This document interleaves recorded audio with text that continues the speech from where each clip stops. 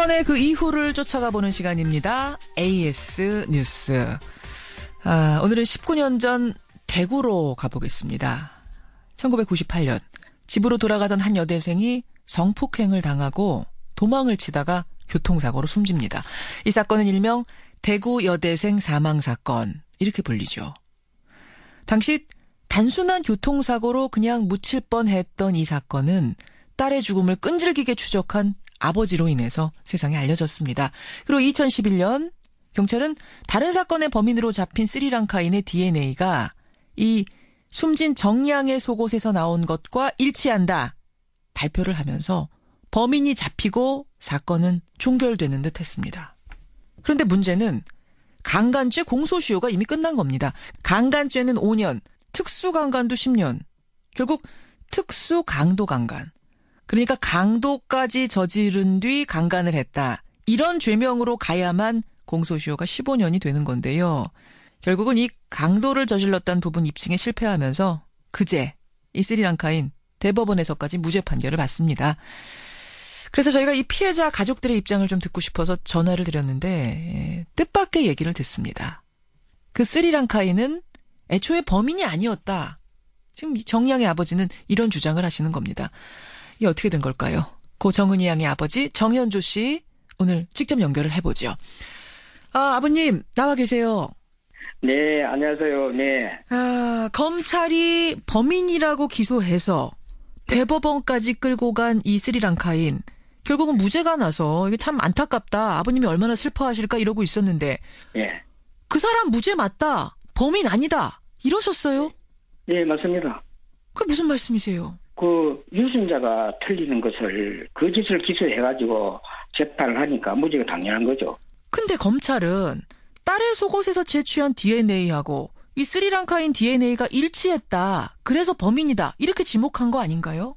그렇죠. 당신은 그렇게 얘기했는데 나는 이 유증자가 안 맞으니까 속옷이 없었는데 그 유증자가 나와서 그것이 맞다고 하니까 도저히 이해할 수 없죠.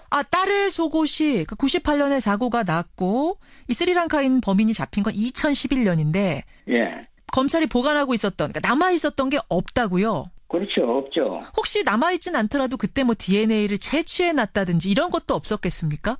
없죠. 이상하게도 다른 속옷을 감정을 했는지 불쌍한 방법을 해서 그 DNA가 나왔다.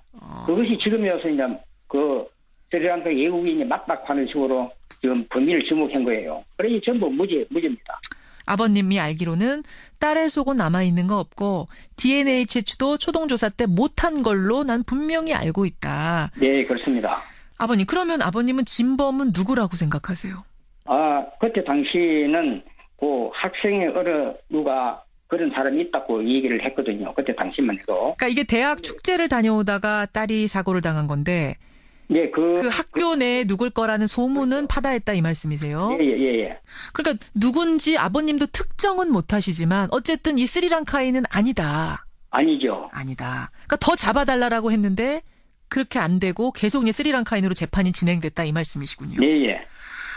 알겠습니다. 참 이게 기가 막힌 일인데 물론 이건 이제 유족 측 주장입니다, 여러분. 어쨌든 이 사건 같은 경우에는 더 근본적인 문제를 따지고 가자면 초동수사.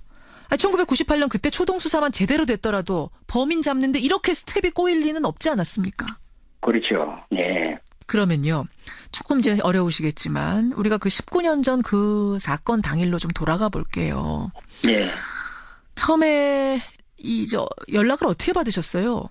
내가 들을 때는 한 7시 한 40분 내가 들었는데 그때는 애가 배가 아파서 병원에 입원해가 있다고 하더라고요. 배 아파서 입원해 있다. 예. 달려가 보시니까 어떻든가요?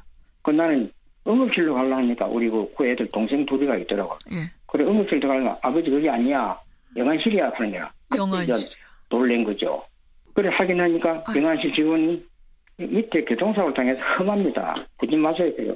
교통사고를 당해서 험합니다. 예. 밑으로는 보지 마세요. 하반신은 보지 마세요. 이랬다고요? 예. 그러니까 교통사고로 알고 계셨던 거예요. 예, 또 교통사고를 처리를 했잖아요. 했어요. 예, 부검 결과가 나오기 전에 이미 아마 그렇죠. 사건 처리를 했던 거예요. 근데 아버님은 언제 뭘 보고 이게 교통사고가 아니구나 알게 되신 거예요? 거기에서 경찰을 한 분이 하나 있었어요. 친척 중에?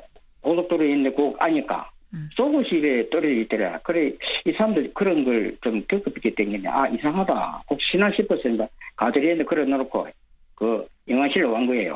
친척 중에 한 분이 경찰이셨는데, 예. 혹시나 하고 그 교통사고 인근을 갔다가 보니까, 현장 30m 지난 곳에서 애 속옷이 나왔다. 팬티가 나왔다 이거예요. 예. 이상하구나. 이거 이상하네. 그때부터 눈치채셨군요. 예. 그래서, 교통사고인데 왜 속옷이 거기 있어? 이래가냐. 그러면 다시 한번 확인하자. 이래 된 거예요. 예. 그래, 내려가 확인을 하려는데 영화실 직원이, 어머니, 정은이 양은 억울합니다. 부검을 해야 됩니다. 하더라고. 그래서, 이거 교통사고 아니다. 부검해야 된다라고 그 직원이, 병원 직원이 얘기해 준 거군요. 예. 그래서 부검을 하게 됐고요. 부검이라고 하게 됐습니다. 예.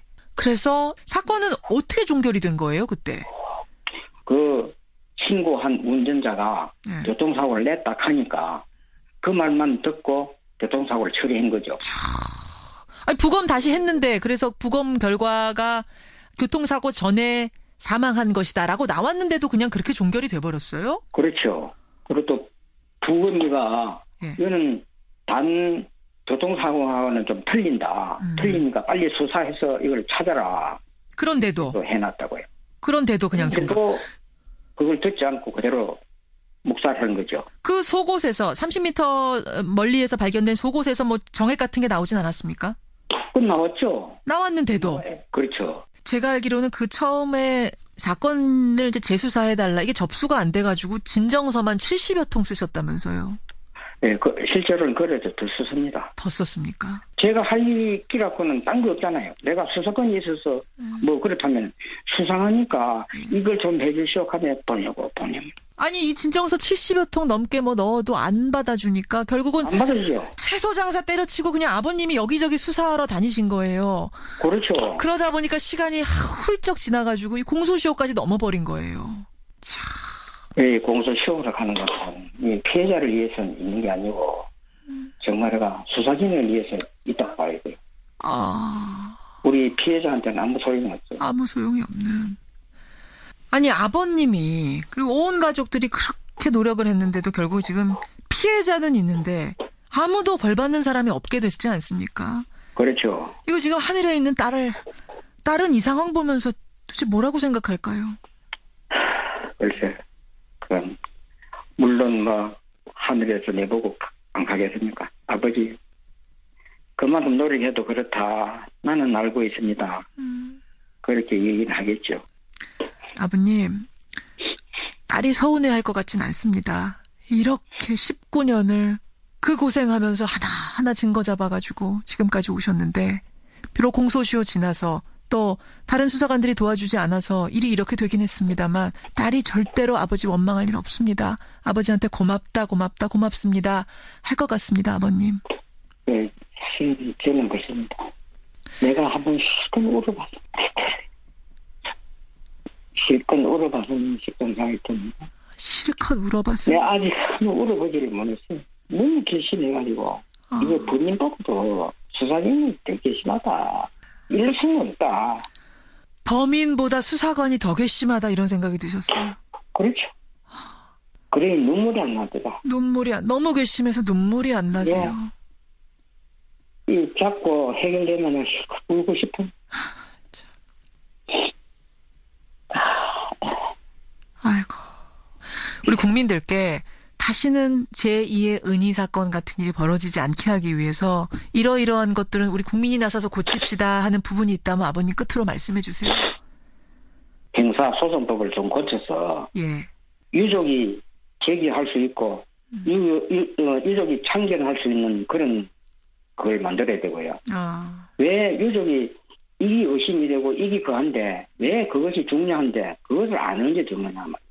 그 검찰 마음대로 저거가 해보고 우리가 유족이 하는 거는 전혀 믿어지지 않고 해주질 않는다. 그런 걸 고쳐야 됩니다.